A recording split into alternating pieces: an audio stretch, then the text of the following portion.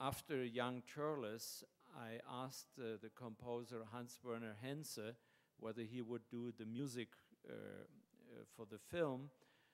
He was an opera composer, and I did not want a film musician. I always have difficulty with film music. And he said, young man, I will, after having seen a rough cut, young man, I will do the music to your pictures on condition that next time you do the pictures to my music. I said, what do you mean? You want to compose first? He said, no, you will have to stage opera.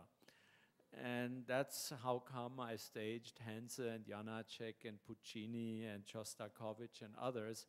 And working with music was always very, very interesting because you learn that composers, when they compose an opera, they have so and so many measures before, when the character enters on stage, before he starts singing, and then you have another 2 beats, and another actor starts, or another singer starts.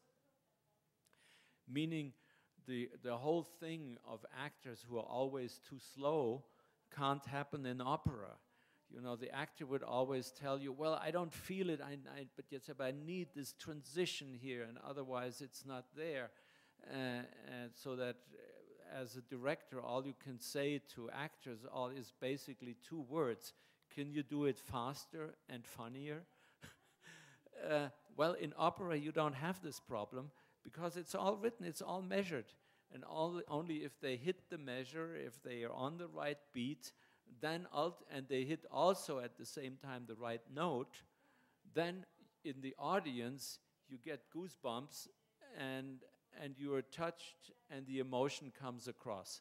So don't let people tell you, actors tell you, you know, I don't feel it that way. If it has to be fast, you got to work with them until you got it fast, and you can understand. Always fast is no good either. But the worst is a monotony all the way through. Like in music, you have fast movements, vivace, molto vivace, and then you have an adagio, and it comes slow, and then you have a fermata, and all of a sudden it stands still, and then it moves on. And so what opera composers, or musicians in general do, that is what you have to do when you direct a movie.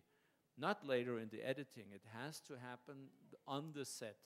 And that's why in silent movies, they always had a pianist on the set. And he was just hammering along.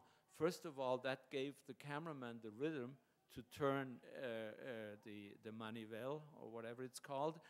But at the same time, it gave the actors the speed for the scene.